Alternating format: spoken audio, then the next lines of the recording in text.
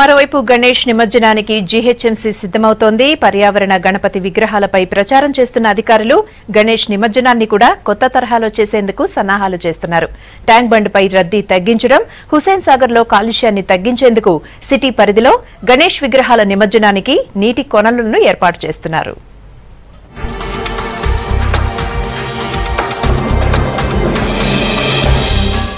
ఈ ఏడాది వినాయక చవితి ఉత్సవాలను కాలుష్య రహితంగా నిర్వహించేందుకు ప్రభుత్వం ఏర్పాట్లు చేస్తోంది.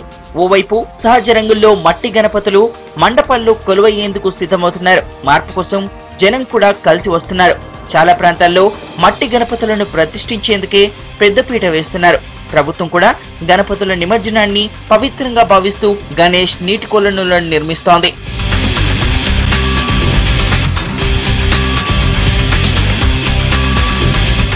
బెంగళూరులో చెరువుల దగ్గర ప్రత్యేకంగా నీటి కొలనులను నిర్మించి గణేష్ నిమజ్జనం చేస్తుంటారు. ఈ ఏడాది హైదరాబాద్ లోనూ ఇదే తరహా వాటర్ పాండ్స్ నిర్మిస్తున్నారు. 44 మీటర్ల పొడవు, వెడల్పుతో 16 అడుగుల లోతుతో గణేష్ నిమజ్జన కోనేరులు నిర్మిస్తున్నారు. వేసిన విగ్రహాలను వెంటనే తొలగించడం, కోనేరును వెంటనే మంచి నీళ్లతో నింపే ఏర్పాట్లను కూడా చేస్తున్నారు.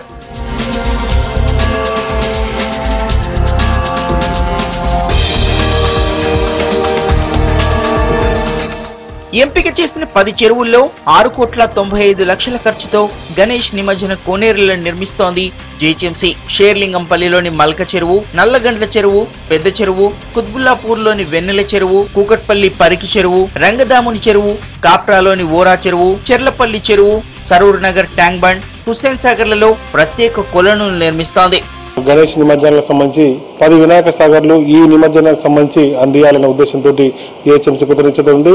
మరి వాళ్ళ ప్రజలకు ఈ ప్లాస్టర్ ఆఫ్ ప్యారిస్ రసాయనాల బారిలో పడకుండా వాళ్ళ విగ్రహాలు ఎంత కంట్రోల్ చేసినా, వాళ్ళ కంట్రోల్ చేసుకున్న కొన్ని వచ్చినా కూడా వాటిని మరి మెయిన్ లేక్లో కలవకుండా వాటిని పక్కకు పంపించి 15 ఫీట్ల పై వరకు కూడా విగ్రహాలు వేయొచ్చు అనేది మరి ఇంజనీర్స్ నిపుణులు చెప్తున్నారు.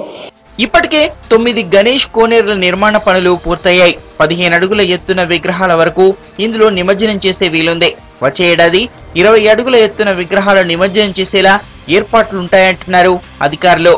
మరి రాబోయే కాలానికి ఇంకొంత పెద్దగా మరి కడితే మరి ఎంత పెద్ద విగ్రహాలు అయినా కూడా వేస్తానికి ఆస్కారం ఉంటుందని చెప్తున్నారు. రాబోయే కాలానికి మరి కిమ్స్ హాస్పిటల్, మరి సంజీవ పార్కు పరిసర ప్రాంతాల్లో ఇంకొక మరి 35 ఏకర్స్లో ఒకటి పెద్దది ప్లాన్ చేయాలనే ఆలోచన కూడా ఉంది. దీని ద్వారా మరి నగర ప్రజలకు ఈ ప్లాస్టర్ ఆఫ్ ప్యారిస్ కానీ, ఈ పొల్యూటెడ్ వాటర్ కానీ కలవకుండా చూడడానికి మరి ఈ సంవత్సరం 10 లేక్స్, నెక్స్ట్ ఇయర్ ఇంకా 10-20 లేక్స్ దాదాపు పూర్తి చేసి అన్ని ప్రాంతాల్లో ఈ వినాయక సాగర్స్ ఉంటే ఈ వాటర్ పొల్యూషన్ లేకుండా ఉంటుంది.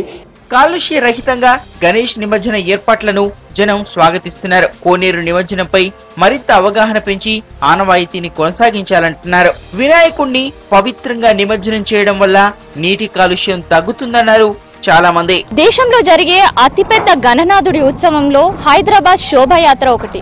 భారీ విగ్రహాలతో సాగే శోభాయాత్రలో ఆధ్యాత్మికత ఎంతుంటుందో కాలుష్యం కూడా అంతే వెంటాడుతుంది. దానికి నిలువెత్తు నిదర్శనమే సాగర తీరం. అందుకని ఈ సంవత్సరం తెలంగాణ ప్రభుత్వం మట్టి గణపతులు సహజ రంగులే కాదు, పవిత్రమైన నిమజ్జనం కోసం ప్రత్యేకమైన ఏర్పాట్లు చేస్తుంది.